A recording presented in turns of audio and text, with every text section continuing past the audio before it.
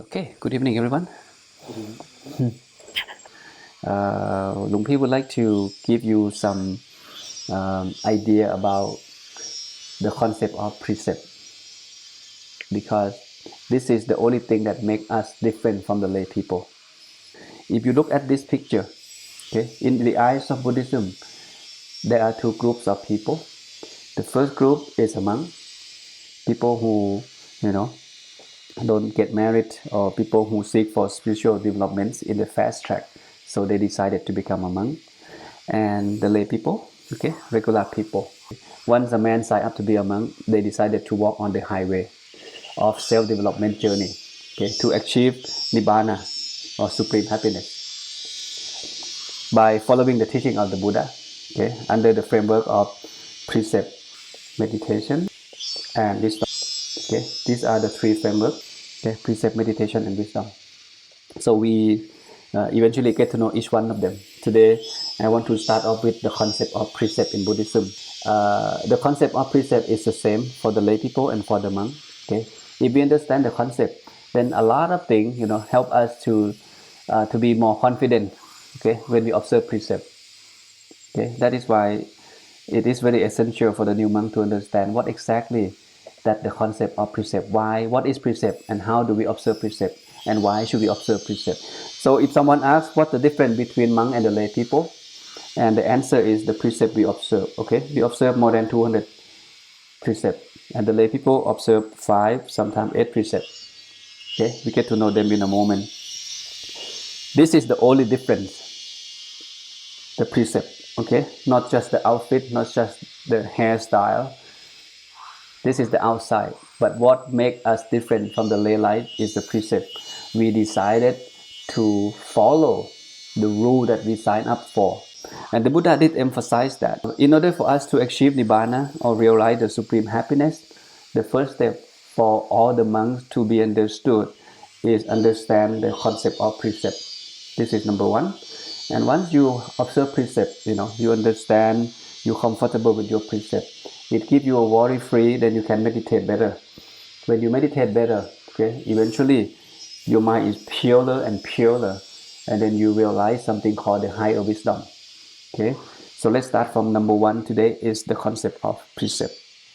So you may say precept is the prerequisite for achieving, better meditation, for realizing nibbana or higher level of happiness. This is what the Buddha said. The wise man grounded in morality. Morality means precept. Developing the mind means meditation. And wisdom. Wisdom means wisdom, right? Panya. A keen, alert mendicant, which is us as a monk, who's smart, have a good observation, can untangle what? The tangle mass. What is tangle mass? Tangle mass refer to craving. 3 kinds of craving that we have learned. Or tanha. Tanha. That's the technical term called tanha. Kama tanha, bhava tanha, vibhava tanha. Crave to have, crave to be, and crave not to be. In order for us to be able to remove the tanha or craving, the Buddha gives us 3 frameworks to practice or to train ourselves. First, morality or precept. Second, meditation or develop the mind. And the third, develop your wisdom. To be precise, to practice vipassana meditation. Now you see the importance of precept. Okay, without observing precept, okay, in this spiritual journey, okay, it's very difficult for us to achieve meditation or the stillness of the mind. To me, in the real world, if the lay people don't observe precept, it's very difficult for the lay life to have a happy life on a daily basis. If people still lie, still kill, taking advantage from each other, sexual misconduct, forget about happiness. Okay, you give yourself more trouble by not observing precept. So today, let's get to the concept of precept and understand how it works. To be success in monk's life, this is something you need to keep in mind. Okay, I divided this into 2 paragraphs. In this particular teaching, the Buddha emphasized that this is how the monks should train themselves. First, bhikkhu, be ethical and restrain in what? The monastic code. Monastic code is your precept, which is, observe your precept well. Okay, make sure you keep your precept clean. Not just that, Conducting yourself well, this is referred to manner. Being a monk is not just, okay, I have a pure precept, but I'm a lazy person. Okay, I'm not on time, I'm sloppy monk, okay, I'm always late. I am always procrastinated. Okay, procrastinating, you don't break any precept. Laziness, okay, you may come late, you may not do homework, you may not study well, but you don't break any precept. So precept for good monk in the eyes of the Buddha, not just you observe precept, you need to make sure you cultivate good manners because people respect you. Okay, not only because precept you observe, but also the nice manner as a good monk. The way you walk, the way you talk to the lay people, the way you eat, the way you do things is in the eyes of the lay people. They are hoping, okay, you to in your best behavior. So be careful. Not only you know the precept, you need to cultivate a lot of good manners. The rest is like, detail. Like, for example, seeking alms in suitable places, seeing danger in the slightest fault, and keep rules undertaken. Basically, make sure you keep your precept clean and pure as much as possible. This is the first job. And the second job, after that, you are going to focus on meditation or mind development. The second part is about meditation. After you observe precept, being a good monk, have a good manners. Bhikkhu, you should guard your sense door. Eat in moderation, practice wakefulness, have mindfulness, which is sati, and situational awareness, which is sampajanya. Frequent secluded lodging, that means you stay in a quiet place. Okay, establish mindfulness to remove what? Remove 5 hindrances.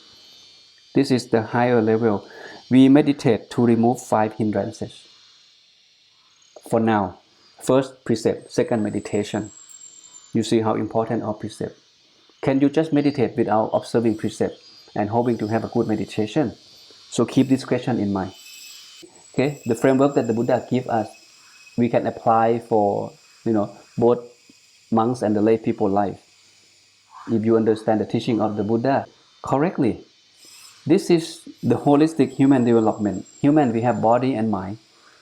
If you only develop body, eat good food, exercise, sleep, and hope to have a good life, not enough. Okay, because suffering comes from different form. Sometimes it's very complicated. It's very subtle phenomenon that come to you. That is why the Buddha give us 3 framework, right? Morality or precept, meditation and wisdom. The body and speech is about precept. Precept only help us to maintain verbally and physically action in a nice manner. Precept help us on that part, but it cannot help us in the mental part. So we need to practice meditation here. Mind or mental development. How do we develop the mind? How do we calm the mind or purify the mind? Okay, the only tool that available is meditation. Is that enough? No. The Buddha go deeper than that. You can have a good health, you can have a good mind, but in order for you to realize the higher knowledge, you need to cultivate wisdom. In the eyes of Buddhism, wisdom means understanding. Understanding what? Understanding the true nature of things, the way things are. Wisdom comes in 2 dimensions. First one is understanding, and the second one is liberation. Because once you understand the root cause of suffering, then it helps you to be free from suffering. You are fully liberated. And that's the beauty of wisdom in Buddhism. Not just understand, but you are liberated. And here we go. Meaning of precept. The Pali used the word sila. The English translate to precept. Usually when we hear the word precept, most people think of something related to religion, okay? But it's not always true. Precept is just precept. You can use the word morality, you can use the word ethical. Here, in this case, let's stick with the Pali, which is sila, and the precept, which is the word that we already used to it. In general, when you study religious, okay, every religious has its own precept, concept. So in general, there are 2 kind of religions in the world. Religions that believe in God or super being. Religions that opposite, not believe in God. Everything exists, by nature. We can call theism, okay, and atheism. Okay, theism like what? Christianity or Islam. right? Judaism, okay? Atheism like Buddhism and Jainism. So basically, the atheism, religions that believe in God, which is everything made by God, okay, like Christianity, Islam, and atheism, okay, in this side, like Buddhism or Jainism, these religions don't believe in God or the Creator. So when it comes to precept, religions that believe in God, precept mean command or order. For example, in a certain religion said that you are not allowed to eat a certain kind of meat, pork, chicken, beef. If you eat, you break precept. You get sin. And where did sin come from? Sin come from you break precept. You did not follow what God said. God said you cannot eat, and then you eat. Okay, your action depend on the order or the command that written in the scripture, the order from God or from religious founder. Oppositely, in atheism like Buddhism or Jainism, precept means normal, the nature of things. No one created. Buddha did not create precept. He observed the nature of things, and then he let us know, hey, you shouldn't be doing that because it's not normal as a human being. And once you commit sin by doing that, not because you not listen to me, but because you break the law of nature, there is something called the negative consequence. So breaking precept in Buddhism and Jainism, that means you break the law of nature. You see the difference, right? Okay, for example, the nature of water. Water everywhere, water in America, in France, in Vietnam, in Thailand, it possesses the same characteristic. It doesn't matter where water is. Okay, it's clear, it's liquid.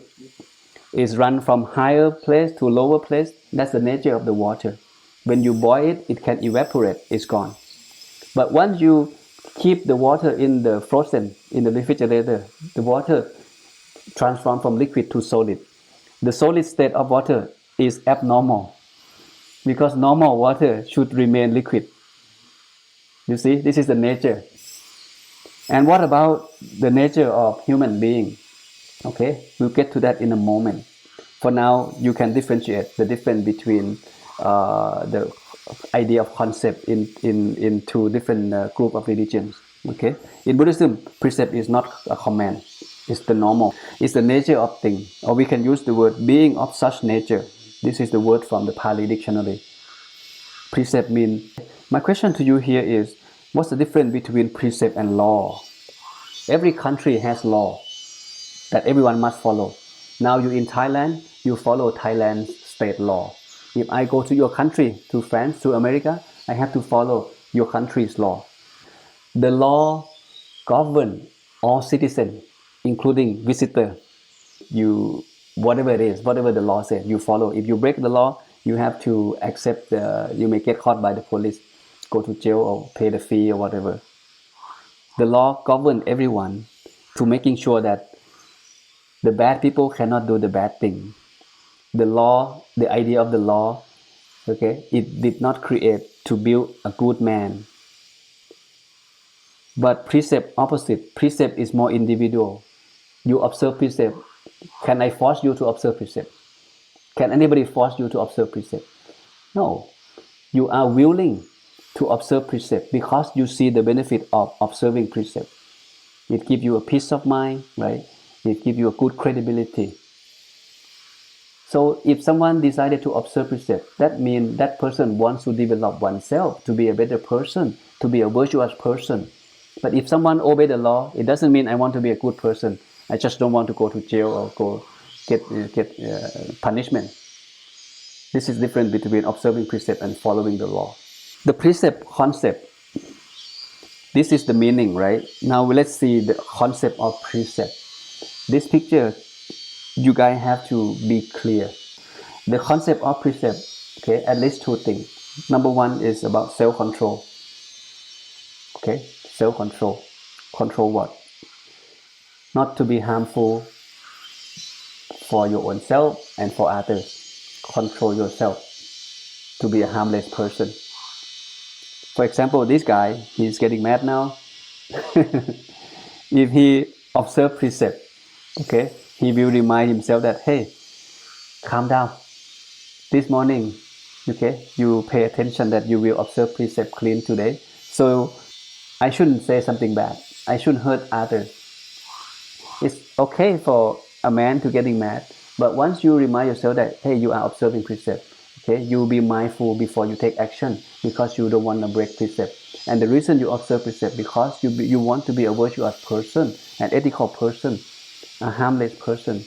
So that's why the first concept of precept is about self-control. Be able to control yourself by utilize the concept that you observe. The 5 precept or the 8 precept, whichever precept you observe, you utilize that as a tool.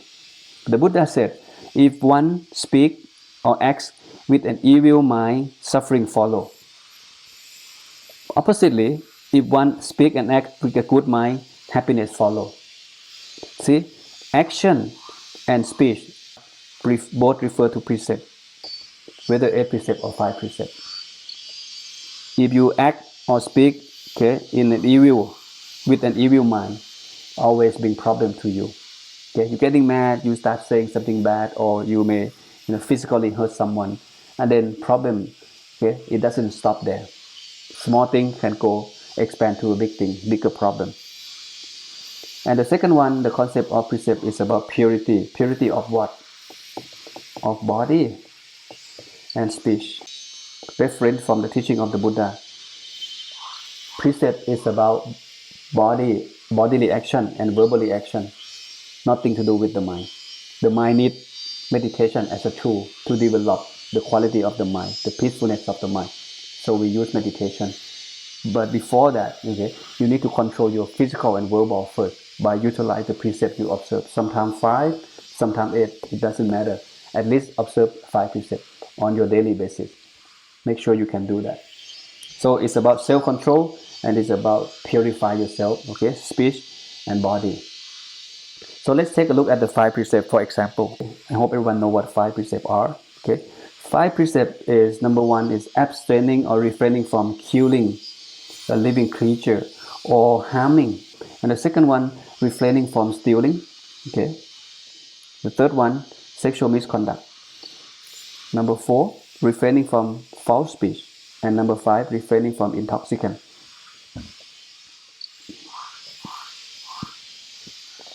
One to 4 is about harming others. Number 5 is about harming oneself.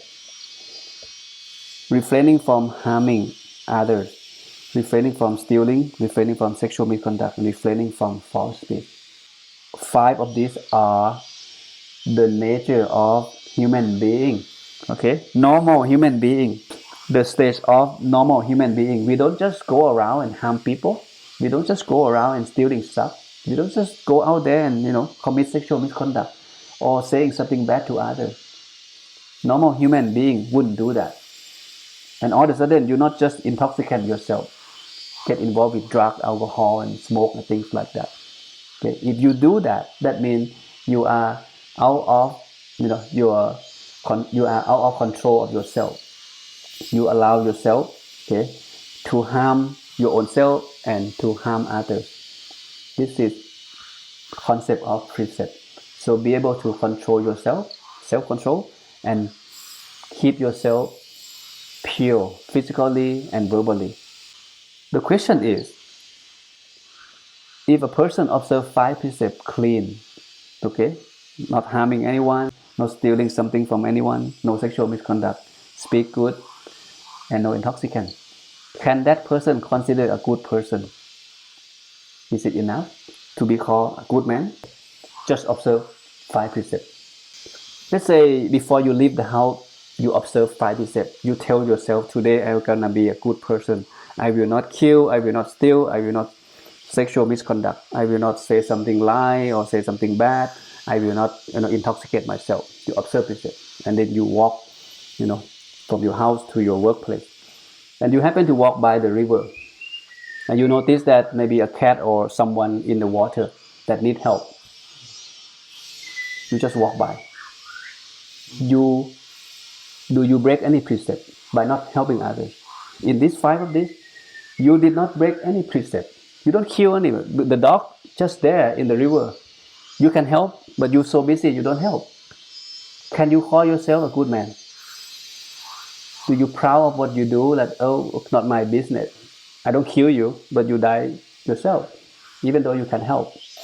And this is the beauty of the teaching of the Buddha. Okay, precept is a good start for you not to harm others. This is good. You leave home today, you will not harm no one. This is a good intention, perfectly good. But to be a better person, something need to add on. Okay, you don't kill. Can you develop something called loving kindness? Right? You don't lie or you don't steal someone. Can you develop right livelihood? You don't sexual misconduct. You need to control your sensual restraint, sense control. You see a woman, can you stop yourself from craving in sensuality? Okay, false speech. Not just you don't tell a lie. You need to practice truthfulness. I'm not lying, but you don't admire practicing truthfulness either. Okay, and you don't intoxicant. Again, it's not enough. The Buddha suggests us to practice mindfulness. Mindfulness, being at the present moment. Okay, understand what's going on. Okay, take action. Okay, thoughtfully before you say things, before you do things. So with all of this, 5 precepts and 5 Dhamma together, this is better approach. Okay, you see how deep of the teaching, not just 5 precepts. You observe 5 precepts, but you're sitting at home all day watching television, all day. You don't break any precept. You don't leave the house, but you're playing game, watching movie all day. You don't kill, don't lie, no sexual misconduct. Can you consider yourself a good person? Okay, because you don't go out and harm others. It's good in a way, but it's not enough. Okay, it depends. This is how you put concept of precept into practice. And here, another thing, this picture may help you understand, another dimension of precept. Precept is like the foundation of the building. The foundation of the building. If you want to build a tall building, the higher of the building go, you need a deeper of the foundation. So the building can stay strong, can last a very long time. Otherwise, if you collapse, same thing. Precept is the foundation of having good life and success in life. Let's talk about monk's life. With morality, it helps us. This is number 1. It helps us to have a good meditation with worry-free mind. Because ultimate aim in Buddhism, why we become a monk, we want to achieve number 3, which is the ultimate wisdom. And that wisdom will help us to free ourselves from suffering, to be fully liberated, to be understand the true nature of things, and to be fully liberated. We have to acquire that highest wisdom. To get there, the prerequisite is morality. Living life ethically is an essential foundation to live a stable, peaceful life. Precept has to be there. Whether you are a layperson or you are a monk. Layperson at least observe 5 precepts. If you are a monk, of course, you observe higher precept than the lay people. This is another thing that you should know. The Buddha talks about wholesome and unwholesome. Here I want to pinpoint you how important of precept is. As you can see, unwholesome can come from can commit in 3 ways. Bodily action, verbally action, and mental action. For bodily action, killing, stealing, and sexual misconduct here. Precept number 1, precept number 2, and precept number 3 is here. And the second one, verbally action. This is the precept number 4, right? False speech, slander speech, harsh speech, and idle chatter or nonsense talking. So precept number 1, 2, 3, 4 already. And the third one is about thinking. Thinking bad, thinking of wanting something from others, thinking hatred, anger toward others, and have the wrong view of life. This is the third one. You see now how precept is important. This is the benefit if you observe precept. There are many places that the Buddha mentioned about the benefit of observing precept for the lay people and for the monk. I just pick one sutra for you. This is short and it's very easy to understand. He said, Bhikkhu, if you want to be happy, a wise person should guard your virtuous conduct, which is mean precept.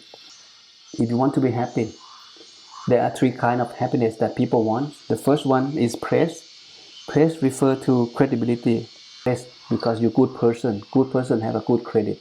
You don't kill, you don't lie, right? You always honest, you always speak the truth. This is credibility. And the second one is wealth. Wealth means financial wealth.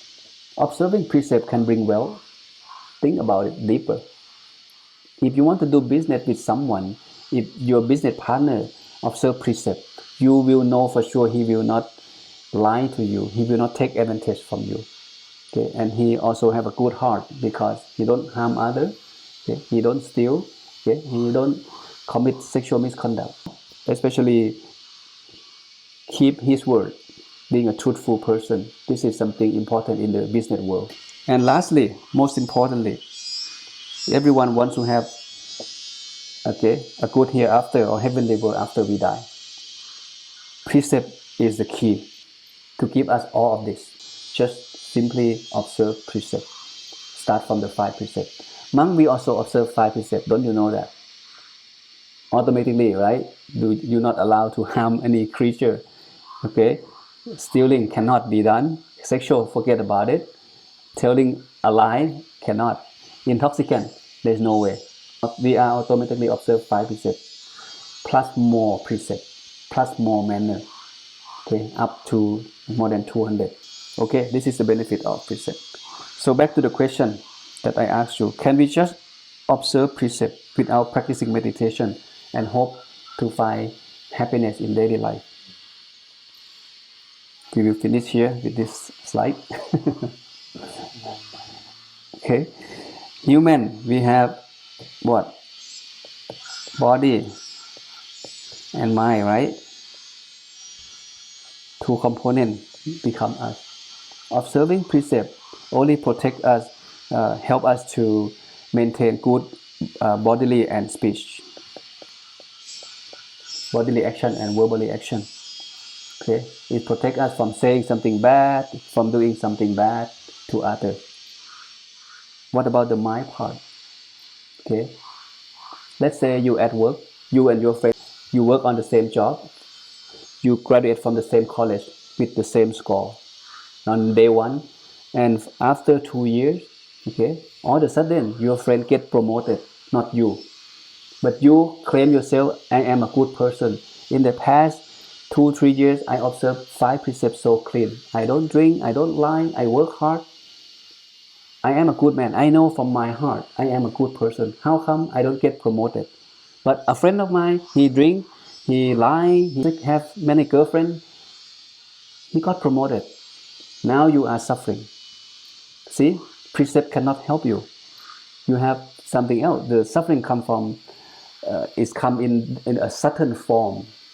It hit you. You may, what's the point of me observing precept? Now I am suffering. So I should drink, I should dance, I should have more girlfriends just like him. So maybe I get promoted. See, observing precept is a good starting point, but it's not enough. So if you expect to have happy life, to me, it's unavoidable for you to add on meditation practice in your daily basis.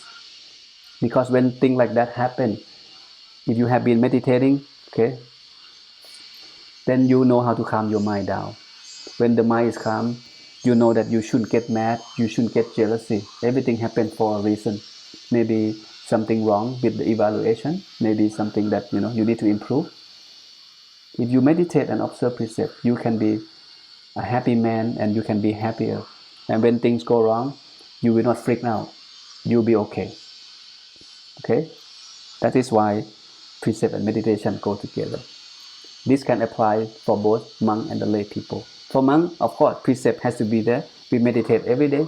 Okay? Now we develop something called the wisdom. We go deeper in the teaching of the Buddha and we put everything into practice. Okay? With that, I'm done. Any questions so far?